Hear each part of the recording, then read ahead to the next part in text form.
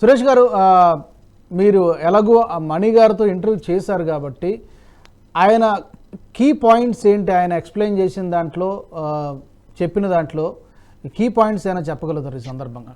అదే మన national stub లోనే చేసాం మనం ఇంటర్వ్యూ. అది ఆల్మోస్ట్ సంవత్సరం కన్నా ఎక్కువ అవుతుంది. ఆయన 3 సార్లు మనతో మాట్లాడారు. ఒకసారి అయితే ఇన్ఫార్మల్ గా మాట్లాడారు, 2 సార్లు ఫార్మల్ గా మాట్లాడారు. ఈవెన్ ప్రసాద్ గారు చూపించిన బుక్ కూడా దాంట్లో లాంచ్ హైదరాబాద్ లో నేనే యాంకర్ చేశాను. So I have dealt with extensively. ఢిల్లీలో ఆయన రెసిడెన్స్ కి వెళ్ళి అక్కడ కూడా మాట్లాడారు.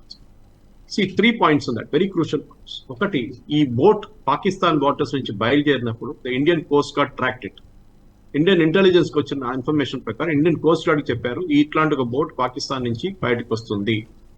కరాచీ బేకరీ నుంచి ఒక 400 నుంచి 500 బోట్స్ డైలీ సాయంత్రం ఫిషింగ్ కి దానికి దీనికి దిగుతుంది. And Indian intelligence was able to intercept and correctly said this is the particular boat that is coming out of the Pakistani waters heading towards Gujarat coast and then going towards Mumbai. Clear ga cheppin tarvata information was conveyed to Chidambaram. Appudu Home Minister was Shivraj Patil actually and not Chidambaram. Chidambaram came in later after mana Shivraj Patil resign chesin tarvata vachindi. A information ichchappudu emannadu, and this is there in the parliament, by the way, parliament records lo. Chidambaram has given a reply. What anta ayin tarvata reply untayi parliament question lo. The Coast Guard was told to lay off. Aloచింchandi. Coast Guard was told to lay off. This is Home Ministry record. Coast Guard was told to lay off and not track the ship further. ఎప్పుడైనా ఎవరైనా ఒక watchman కూడా చూడండి, ఒక దొంగ కనిపిస్తే ఇంటికాడ suspicious character కనిపిస్తే వాడు అంటే పడతాడు. పోనీలే వాడికేం పోయిందని చెప్పి వాడు వెళ్ళి నిద్రపోడు. Basic common sense.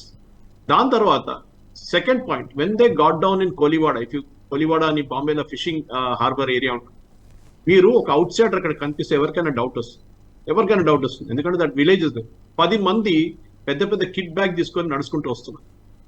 ఎవరికి డౌట్ రాలేదు. కోలివాడ ఏరియాలో సాయంత్రం 5:30 మీకు క్యాబులు దొరకవు, అస్సలు దొరకవు. వాళ్ళందరు క్యాబులు రెడీ ఉండే.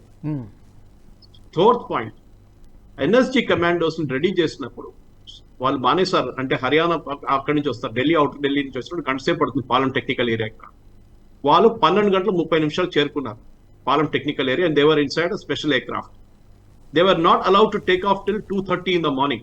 2:30 దాకా టేక్ ఆఫ్ చేయనీయలేదు వాళ్ళు. ఎవరు? శివరాజ్ పాటిల్. వాళ్ళ ఇంటికి ఫోన్ చేసి, ఇది కూడా అన్ని home ministry record, not speaking of head, అని గారు హోమ్ మినిస్ట్రీ రికార్డ్ పెట్టింది. అక్కడి నుంచి 12:30కి వెళ్ళాల్సిన వాళ్ళు 2:30 దాకా కూర్చోబెట్టారు. Because Shivraj Patil said he's not yet ready to come.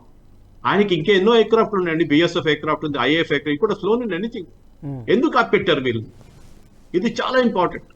ఇట్లాంటి చాలా ఇన్సిడెన్సెస్ ఉన్నాయి. మణి గారు, you won't believe, the entire home ministry was vacant on 25/11 evening. జరిగింది 26/11 నైట్.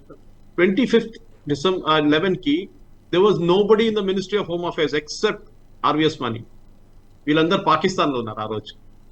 పాకిస్తాన్ క్యాపిటల్ ఇస్లామాబాద్ లో టాక్స్ కాగానే వాళ్ళని ఒక హిల్ స్టేషన్ కి తీసుకెళ్లారు. అక్కడ నుంచి ఒక 100 కిలోమీటర్ల దూరం, I forget the name of the hill station. అక్కడ మొబైల్ కనెక్టివిటీ లేదు.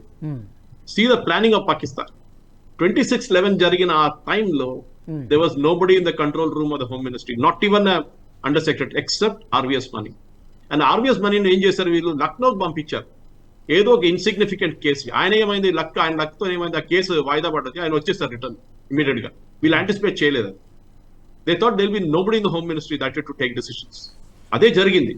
కానీ అండర్ సెక్రటరీ లెవెల్ ఆయన ఎక్కువ డిసిషన్ తీసుకోలేడు, but he was able to take some decision. దాని తర్వాత ఆయన లైఫ్ మీద ఒక అటాక్ కూడా జరిగింది, మీకు గుర్తుంటుంది. They was attack on his life after that to trade him with Kasab. Kasab ని ఎక్స్చేంజ్ చేసుకోవడానికి ఈయన కిడ్నాప్ చేయడానికి ట్రై చేశారు, because he had lot of information. ఇట్లాంటి చెప్పుకుంటూ పోతే మొత్తం డిబేట్ మనకి. ఇలాంటి ఫ్యాక్ట్స్, సురేష్ గారు, ఇలాంటి ఫ్యాక్ట్స్ ఇవన్నీ బయటపడిన తర్వాత ఎందుకని యాక్షన్ తీసుకోలేదు? అంటే దొరకలేదా? ఇంకా పక్కా ఆధారాలు ఏమైనా దొరకక యాక్షన్ తీసుకోలేదా? చిదంబరం గారు కావచ్చు. ఆధారాలు ఏం కావాలండి? Ministry of home affairs records, parliament లో ఉన్న క్వశ్చన్, ఇంకేం కావాలి? నేను అదే మోదీ గవర్నమెంట్ ఇప్పుడు కూడా తప్పుపడుతున్నాను. ఎందుకంటే they should have been an enquiry. సరే, కాంగ్రెస్ వాళ్ళు చేయరు because it is in the selfish interest not to do it. కానీ మోదీ గవర్నమెంట్ వచ్చిన తర్వాత తీయాలి కదా. Chidambaram is the biggest crook in this. Shivraj Patil, he was following instructions on somebody in his Congress party that don't send the NSG commanders to Mumbai. ఆ టైంలో 2:30 నుంచి almost 4:30 దాకా land అయిన తర్వాత ముంబైలో అనదర్ ఫన్నీ ఇన్సిడెంట్.